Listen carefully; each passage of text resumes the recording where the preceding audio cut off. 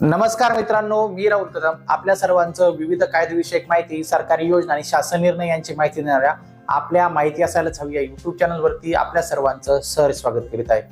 मित्रांनो, महाराष्ट्र शासनाकडनं एक खूप मोठी बातमी येत आहे. ती म्हणजे जे काही रेशन कार्ड आहे, जे पिवळं रेशन कार्ड किंवा केशरी रेशन कार्ड आहे, जे फिजिकल रेशन कार्ड आहे, ते महाराष्ट्र शासनाकडनं रद्द करण्यात येत आहेत. आणि हा नेमका निर्णय काय आहे, या शिधापत्रिका का रद्द केल्या जात आहे, आणि जर या शिधापत्रिका जर रद्द होणार असेल तर यापुढे जे काही रेशन कार्ड वरती धान्य मिळणार आहे त्याचं नेमकं काय होणार आहे, याच विषयाची सविस्तर माहिती आज आपण या व्हिडिओमध्ये घेणार आहोत. आपण माहिती असायलाच हवी या युट्यूब चॅनलवर जर पहिल्यांदा आला असाल तर हा युट्यूब चॅनल नक्की सबस्क्राईब करा. त्यासोबत शेजारील बेल आयकॉन दाबायलाही विसरू नका. तर चला मित्रांनो, सुरू करूया आजचा हा व्हिडिओ.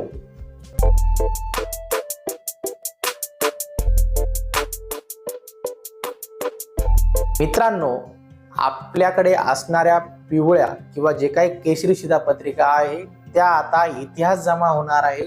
महाराष्ट्र शासन आता आपल्या सर्वांना ई शिधापत्रिका ह्या उपलब्ध करून देण्यात येणार आहे. आणि आपल्याला जे रेशन कार्ड वरती जे धान्य मिळत होतं ते धान्य आता आपल्याला राहत्या ठिकाणी म्हणजेच आपल्या घरी हे घरपोच मिळणार आहे. तर हा निर्णय नेमका काय आहे ते आपण समजून घेऊया. शिधापत्रिकेऐवजी ई शिधापत्रिका देण्याचा निर्णय हा शासनाने घेतला आहे. जिल्ह्यातील जे सेतू कार्यालय असतील, महा ई सेवा केंद्र असतील, आपले सरकार केंद्र चालकांना लवकरच या प्रक्रियेचे प्रशिक्षण हे महाराष्ट्र शासनाच्या पुरवठा विभागाकडनं दिलं जाणार आहे. त्यामुळे आता ज्या शिधापत्रिका आहे त्या इतिहास जमा होण्याच्या अखेरच्या टप्प्यावरती आहे.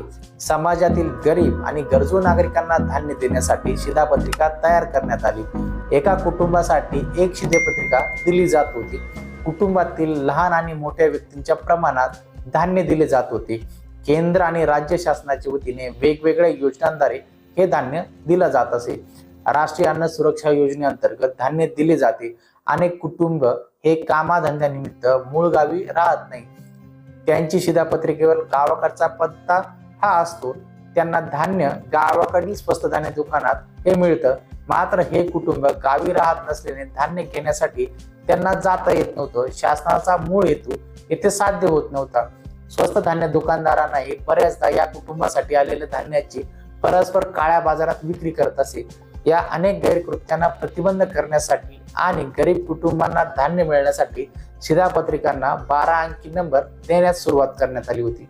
तर मित्रांनो, आपल्याला जर शिधापत्रिकेचा 12 अंकी नंबर माहिती नसेल किंवा जर आपल्याकडे 12 अंकी नंबर असेल तर आपण आपल्या जे काही धान्य किती मिळतं ते किती मिळायला हवं, ते जर मिळत नसेल तर काय करायला हवं, तर याविषयी सविस्तर माहिती देणारा व्हिडिओ आपण यापूर्वी बनवला आहे. तो व्हिडिओ नक्की पहा, ज्याची लिंक आपल्याला ह्या व्हिडिओच्या डिस्क्रिप्शन बॉक्समध्ये आणि आय बटन मध्ये मिळेल. तेथून तो व्हिडिओ आपण नक्की पाहू शकता. 12 अंकी क्रमांकासाठी कुटुंबातील सर्व सदस्यांचे आधार कार्ड आणि हाताचे ठसे हे द्यावे लागतात. पुरवठा विभागाच्या देखरेखीखाली ही प्रक्रिया पार पाडली जात होती. 12 अंकी क्रमांकानंतर कोणत्याही स्वस्त धान्य दुकानात हाताचे ठसे देऊन धान्य घेता येत होते. गोरगरिबांना सण उत्सवे साजरा करण्यासाठी महाराष्ट्र शासनाने आनंदाचा शिधा 100 रुपयामध्ये दिला जातो. त्याचे रेशन कार्ड हे ऑनलाईन केले आहेत त्यांनाच या योजनेचा लाभ मिळत होता. शिधापत्रिका व्यवस्थापन प्रणाली सर्व शिधापत्रिका प्रत्यक्षात देण्याचे बंद करण्याचा निर्णय आता महाराष्ट्र शासनाकडून घेण्यात आलेला आहे. आता या पुढील काळात ई शिधापत्रिका दिल्या जाणार आहेत. ज्यांच्याकडे शिधापत्रिका आहेत त्यांनाच ई शिधापत्रिका करून घेण्याची सुविधा ही उपलब्ध राहणार आहे. आपण मोबाईल ॲपवरूनही ती डाउनलोड करू शकतात. या योजनेसाठी आवश्यक असणारी कागदपत्रे आपल्याला अपलोड करावी लागणार आहे. तहसील कार्यालयात पुरवठा निरीक्षक आणि तहसीलदार यांनी कागदपत्रांची पडताळणी करून ई शिधापत्रिका मंजूर करण्यात ही येणार आहे. जे नागरिक संगणक साक्षर नाहीत किंवा ज्यांना मोबाईल ॲपमध्ये कागदपत्रे अपलोड करणे हे शक्य होणार नाही, अशा नागरिकांनी आपल्या जवळ सेतू, महा ई सेवा केंद्रे, आपले सरकार केंद्रात जाऊन ई शिधापत्रिकेसाठी कागदपत्रे अपलोड करण्यात ही त्यांची मदत घ्यायची आहे. आता मित्रांनो, आता ही शिधापत्रिका जी आहे ऑनलाईन आणल्यामुळे किंवा जिला ई रेशन कार्ड किंवा ई शिधापत्रिका म्हणण्यात येत आहे, त्याच्यामुळे आता शासनाचा आणि परिणामांनी आपल्या सामान्य नागरिकांचा काय फायदा होणार ते बघूया. शिधापत्रिका काढून देताना काही दलाल नागरिकांची फसवणूक करतात. आता ही सर्व प्रक्रिया ऑनलाईन होणार आहे, त्यामुळे गैरप्रकारांना कोणताही थारा राहणार नाही. ॲपवर कागदपत्रे अपलोड केल्यानंतर त्याची पडताळणी होणार आहे. या ठिकाणी ही बनावट कागदपत्रे दाखल करता येणार नाही. जिल्ह्यातील सेतू कार्यालय असेल, ई सेवा केंद्र असेल, आपले सरकार केंद्र चालकांना लवकरच या गोष्टीचं प्रशिक्षण दिलं जाणार आहे. त्यानंतर ई शिधापत्रिका देण्याचं कारवाई ही सर्व जिल्ह्यांमध्ये सुरू करण्यात येणार आहे, अशी माहिती जे पुरवठा मंत्रालय तेथील अधिकाऱ्यांनीही देण्यात आलेली आहे आणि तसा शासन निर्णय शासनाकडनं निर्गमित करण्यात आले. तर मित्रांनो, आपल्याला काय वाटतं की जी ई शिधापत्रिका आता शासन देणार आहे, यामुळे खरोखरच जी काही रेशन व्यवस्थेतला भ्रष्टाचार हा कमी होण्यास मदत होणार आहे का? जो काही रेशन दुकानदाराबरोबरच्या सामान्य नागरिकांच्या समस्या आहेत त्या सुटणार आहेत का? मित्रांनो, जर आपल्याला रेशन दुकानदाराकडनं काही त्रास होत असेल, रेशन दुकानदार हा आपल्याला धान्य देत नसेल किंवा धान्य देत असेल तर ते कमी देत असेल किंवा आपल्यासोबत व्यवस्थित वागत नसेल, तर अशा रेशन दुकानदाराची आपण कशा पद्धतीने तक्रार करू शकतो या विषयाचा सविस्तर माहिती देणारा व्हिडिओ आपण यापूर्वी बनवला आहे. तो व्हिडिओ आपण नक्की पहा.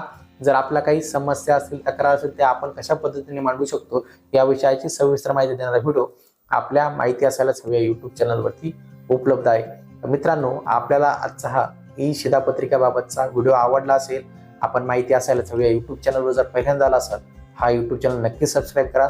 त्यासोबत शेजारी बेल आयकॉन दाबायलाही विसरू नका. भेटूया पुढील व्हिडिओमध्ये. धन्यवाद.